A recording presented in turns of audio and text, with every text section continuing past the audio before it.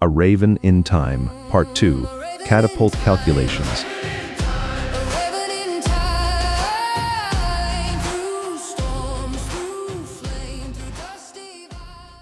The temporal landing was, as usual, less than graceful. Corvus tumbled out of the time stream and crashed into what felt like a pile of canvas and rope, squawking indignantly as he disentangled himself from what appeared to be some sort of military equipment. Brilliant. Medieval elderberries. And now I'm... The sound of marching feet cut off his complaint. Hobnailed sandals striking stone in perfect unison, the distinctive clank, clank, clank of Roman legionaries on the move. Corvus hopped onto a wooden beam to get his bearings and immediately understood why the universe had deposited him here. He was perched above what was unmistakably a Roman engineering project gone mad. Below him stretched a military camp outside what looked like a besieged city, probably Gallic, judging by the architecture visible beyond the walls. But it wasn't the siege engines that caught his attention. Romans built excellent siege engines. No, what had drawn the cosmic sense of humor to this particular moment was the contraption dominating the center of the camp. It was, without question, the most over-engineered approach to human flight Corvus had witnessed in several centuries. The Romans had taken their usual approach to problem-solving. If something seemed impossible, apply more engineering, more soldiers, and significantly more wood, and directed it at the challenge of getting a human being airborne. The result was a catapult of truly impressive proportions, clearly designed to launch something considerably larger than the usual stone projectile. Oh, this is going to be spectacular, Corvus said, settling more comfortably on his perch. A group of Roman officers was gathered around the machine, gesturing and arguing with a kind of passionate intensity that suggested careers were on the line. At the center of the discussion stood a figure that could only be the test pilot, a young legionary who had clearly drawn the shortest straw in military history. Assure you, Titus, the calculations are sound. The trajectory will carry you well over the city walls. The wings will provide the necessary control for landing. The wings in question were strapped to the unfortunate Titus's arms. They appeared to have been constructed from leather, canvas, and what looked suspiciously like eagle feathers. Someone had clearly rated every bird in Gaul to create them. Oh, brilliant. I'm sure Jupiter is deeply impressed. Titus looked about as convinced as a man facing crucifixion. Respectfully, Centurion Gaius, eagles weigh considerably less than a fully armored legionary. Details. Roman engineering has conquered rivers, mountains, and entire nations. Surely the sky is just another frontier. Corvus cocked his head. The logic was so spectacularly flawed, it had achieved a kind of mathematical purity. These were the same people who had built roads that would last millennia, yet somehow believed that strapping feathers to a grown man would overcome the fundamental laws of physics. Roads that last millennia, aqueducts that defy gravity, and they think strapping feathers to a man will work. A commotion near the catapult drew his attention. Several soldiers were loading what appeared to be a launching platform onto the machine, a padded seat with handholds designed to accommodate one very nervous legionary. The engineering was, Corvus had to admit, impressively thorough. The Romans had clearly put considerable thought into every aspect of this disaster except the part where it was completely impossible. They've engineered everything except success. Typical humans, meticulous preparation for inevitable disaster. The Germanic tribes will flee in terror when they see Roman soldiers descending from the heavens like gods. We shall revolutionize warfare itself. You'll revolutionize something, all right? Probably emergency medical procedures for blunt force trauma. We shall revolutionize the cleaning of legionary remains from city walls, Titus muttered, but apparently not quietly enough. What was that, soldier? I said. We shall terrorize the enemy with our divine tactics, sir. Exactly. Now, are you ready to make history? Titus looked around the circle of expectant faces, clearly realizing that no was not among his available options. Ready as one can be to fly like an eagle, sir. He was not ready. He would never be ready. Eagles spend years learning. This lad's had, what, an afternoon? Excellent. Load the catapult. Corvus watched with growing anticipation as the Romans began their launch preparations. The efficiency was remarkable. Within minutes, they had Titus strapped into his launching seat, wings secured, and the catapult wound to maximum tension. The entire process had the smooth precision of a military machine that had spent weeks perfecting this particular form of organized suicide. A crowd was gathering. Word had spread through the camp that history was about to be made, and Roman soldiers, despite their reputation for discipline, were apparently just as eager to witness spectacular failure as anyone else. Corvus could see money changing hands. Clearly, the betting market for this event was robust. Citizens of Rome, today you witness the dawn of a new age. Today Roman ingenuity conquers the very heavens themselves. The crowd cheered with the enthusiasm of people who weren't the ones strapped to a siege engine. Titus Flavius here will be remembered as the first Roman to achieve controlled flight. His name will echo through the ages. Along with his death scream. Someone in the crowd muttered. Finally, someone with sense. Shame. He's not the one making decisions. Corvus began preening his feathers in anticipation. This had all the makings of a truly premium disaster. The engineering was ambitious, the confidence was absolute, and the understanding of aerodynamics was non-existent. Perfect conditions for entertainment. Ready the catapult. A soldier grabbed the release lever, looking almost as nervous as Titus. For the glory of Rome, Titus shouted, apparently deciding that if he was going to plummet to his death, he might as well do it with style. Release. The catapult arm swept forward with the force of Roman engineering unleashed. Titus shot into the air like a very confused, very loud projectile, his makeshift wings flapping frantically as he traced a magnificent arc across the afternoon sky. For one glorious moment, it almost looked like it might work. Titus soared over the camp with surprising altitude, his wings catching the air just enough to provide the illusion of controlled flight. The crowd below cheered wildly. Then physics reasserted itself with Roman thoroughness. And there it is. Physics, undefeated champions since the beginning of time. Romans, excellent engineers, terrible at fundamental laws of nature. The wings, designed for creatures with hollow bones and flight muscles, proved spectacularly inadequate for a fully armored legionary traveling at catapult velocity. Titus began to tumble, his desperate flapping serving only to ensure he would land in the most undignified manner possible. maintain formation. He shouted as he plummeted, apparently unable to abandon military discipline even while falling. Maintain formation. Maintain formation. The man is plummeting to earth and he's worried about military protocol. I'd be impressed if I weren't so thoroughly entertained. The trajectory, which had been calculated to carry him over the city walls, proved to be accurate in the most unfortunate way. Titus sailed over the walls perfectly and crashed directly into what appeared to be a Gallic marketplace, judging by the explosion of pottery, produce, and outraged shouting that followed. The Roman camp fell silent except for the distant sounds of Titus attempting to explain Roman military strategy to what sounded like several very angry Gallic merchants. Well, at least he made it over the walls. Ah, yes, the classic Roman spin. Catastrophic failure? No. Successful wall clearance. I've seen politicians with less creative interpretations of disaster. Should we rescue him, sir? Rescue implies he needs rescuing. For all we know, he successfully infiltrated the enemy position. The sounds from beyond the walls suggested that Titus was indeed making contact with the local population, though successful infiltration might be overstating the case. Corvus was thoroughly entertained. This was exactly the sort of spectacular overconfidence he'd come to expect from humans, but with distinctly Roman flair. Where medieval monks tried to achieve flight through divine inspiration, Romans had approached it as an engineering problem and solved it with characteristic efficiency right up to the point where reality intervened.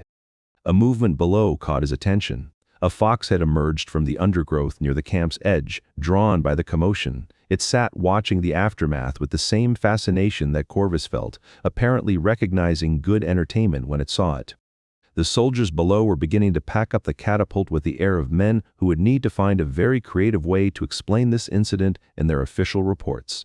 Perhaps we should focus on improving the wings before attempting another launch. Nonsense.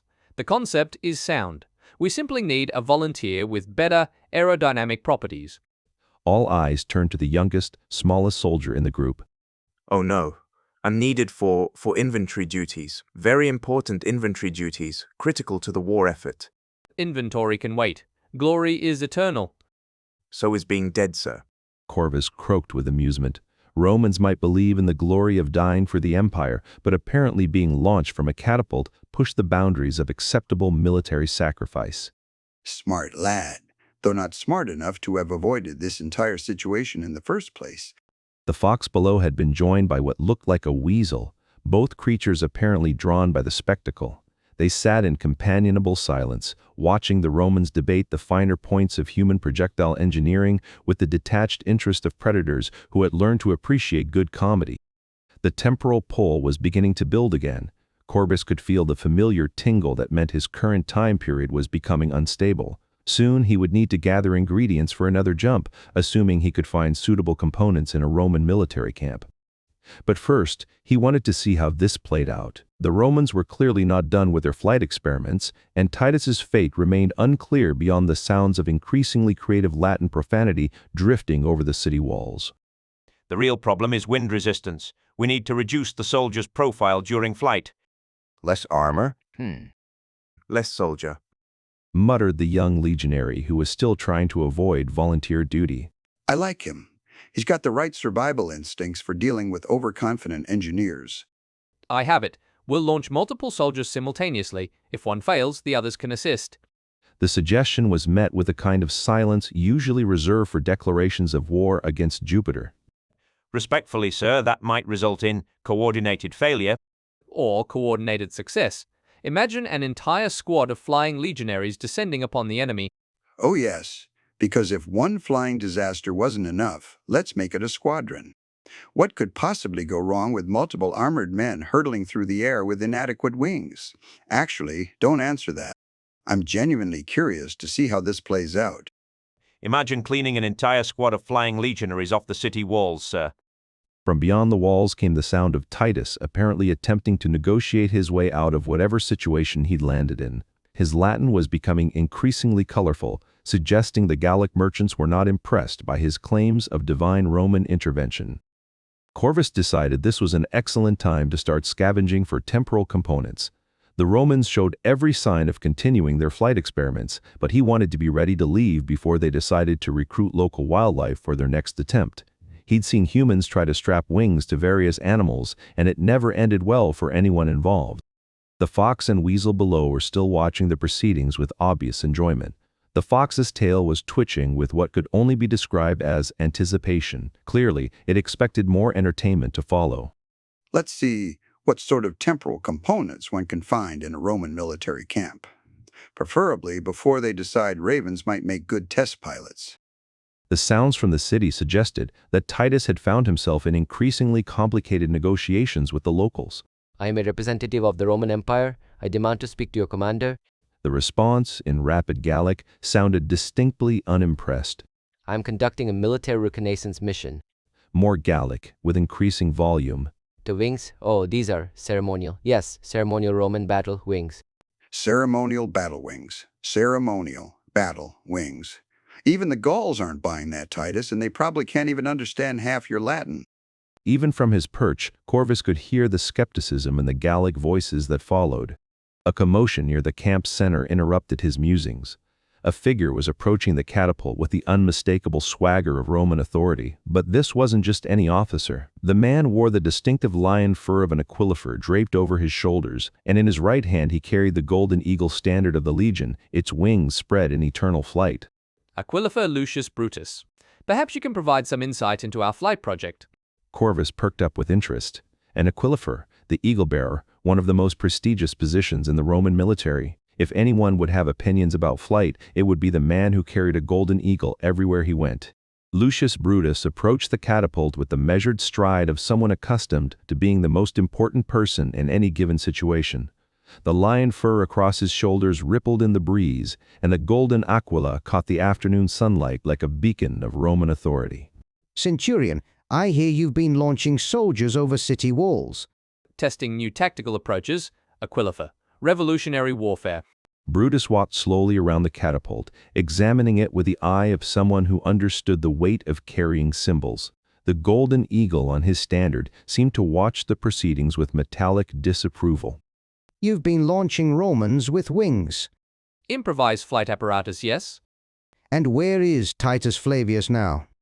The sounds from beyond the city walls had evolved into what appeared to be a complex negotiation involving livestock, several chickens, and what sounded like an impromptu Latin lesson for the local Gallic population. Successfully infiltrating the enemy position, sir. Brutus looked at the catapult, then at the golden eagle in his hand, then back at the catapult. When he spoke, his voice carried the weight of a man who had spent years contemplating the symbolic significance of flight. Centurion Gaius, this eagle has been with this legion for 12 years. It has crossed rivers, climbed mountains, and witnessed the conquest of tribes from Britannia to Germania. Do you know what it has never done? Sir? It has never actually flown. The assembled soldiers looked confused. Corvus, however, was thoroughly entertained. Here was a human who carried a symbol of flight everywhere he went, who had probably spent more time thinking about eagles than anyone else in the Roman Empire, and he was about to provide commentary on human flight attempts. Oh, this is magnificent. The man who carries the eagle everywhere, the symbol of Roman military might, just admitted it's never flown. The irony is so thick I could perch on it. The eagle represents the spirit of the legion. Its wings symbolize our ability to strike swiftly, to soar above our enemies, to carry Roman glory to the furthest corners of the earth. It is a metaphor, Centurion. Yes, sir, but surely if we could achieve actual flight.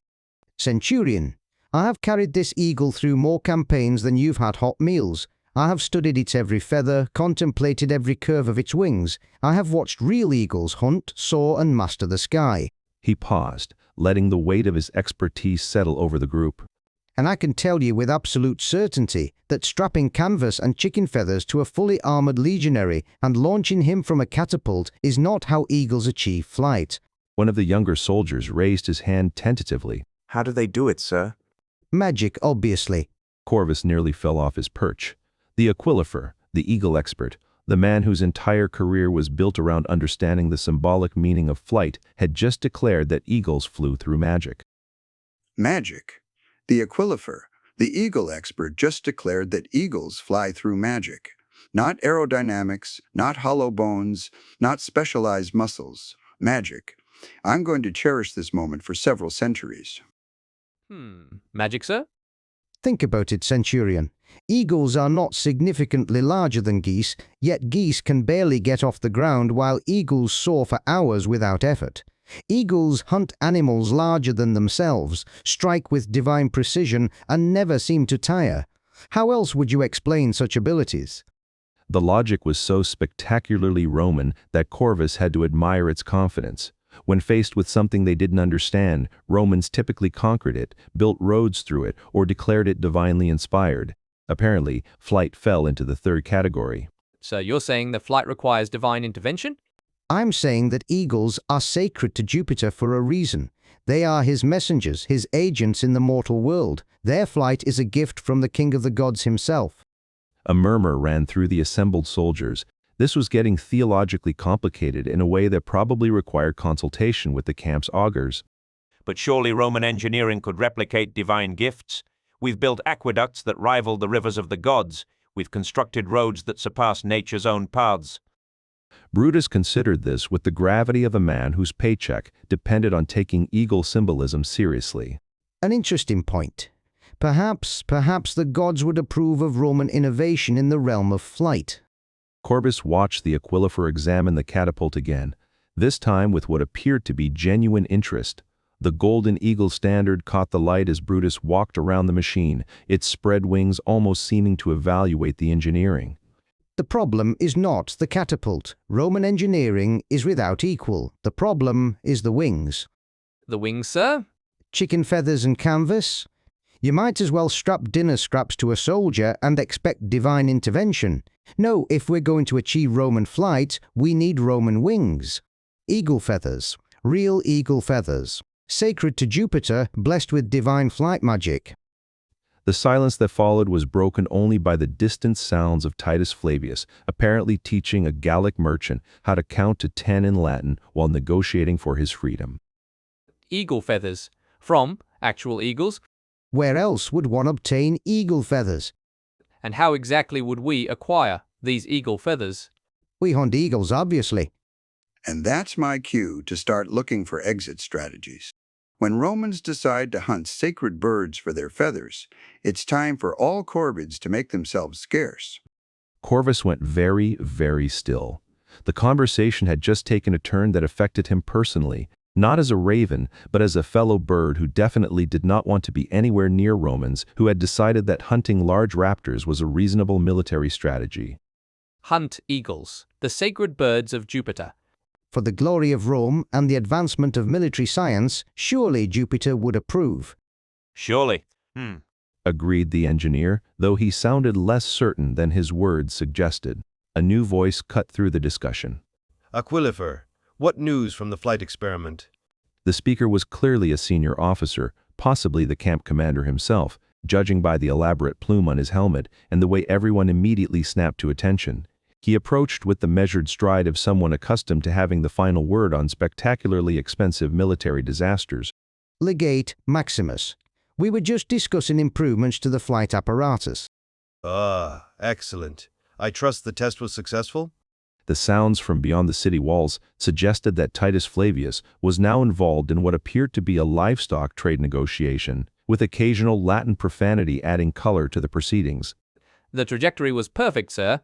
Titus achieved complete war clearance and successful enemy territory penetration. Outstanding. When can we begin training the rest of the cohort? The silence stretched just long enough to become uncomfortable. Well, Legate, we've identified some equipment improvements that would significantly enhance the effectiveness of the program. What sort of improvements? Eagle feathers, sir. Sacred eagle feathers for the wings. Excellent thinking, Aquilifer. Nothing but the best for Roman military innovation. How many eagles do we need? For a full cohort training program? Probably quite a few, sir. Quite a few eagles for an entire cohort. They're planning industrial-scale bird hunting for a flight program that won't work. The ambition is staggering, the logic is non-existent, and I am definitely leaving before they decide ravens are an acceptable substitute. Corvus decided this was an excellent time to start gathering temporal components. The Romans were clearly committed to their flight program, and now they were planning to hunt eagles to improve their wing technology. As entertaining as this promised to be, he preferred to observe human disasters from a safe distance, preferably from a different century entirely. The fox and weasel below seemed to share his assessment. They had begun moving away from the camp, apparently recognizing that Romans with hunting plans tended to be less discriminating about their targets than was comfortable for local wildlife. Right then. But as he prepared to leave his perch, he caught sight of something that made him pause. Near the commander's tent, a small crowd had gathered around what appeared to be another contraption, this one involving pulleys, ropes, and what looked suspiciously like a very large bow. The Romans, it seemed, had backup flight plans. This, Corvus reflected, was going to require very careful timing. He needed to gather his ritual components and escape before the Romans either succeeded spectacularly, unlikely, or failed so dramatically that they started looking for alternative test subjects. The sounds from beyond the wall suggested Titus Flavius had moved on to attempting to teach Gallic children Roman military drill formations, apparently having given up on explaining aerodynamics. For the glory of Rome, left face, right face, about face. No, that's not a face, that's a turnip. Titus has given up on physics, aerodynamics, and escape, and moved on to vegetable-based confusion. Honestly, is probably the most productive thing to come out of this entire experiment. Some things, Corvus decided, never changed. Human confidence in the face of obvious impossibility was truly eternal. Right. Time to exit before I become alternative eagle feathers for Roman flight program, Mark II. This time with more birds we've murdered. Medieval monks in their pig pens are looking positively sensible by comparison. This has been A Raven in Time, written by Philip Gray, digital narration by Chatterbox TTS, published by Pleased Reader. An imprint of Ozledge, copyright 2025 by Philip Gray, production copyright 2025 by Ozledge, all rights reserved.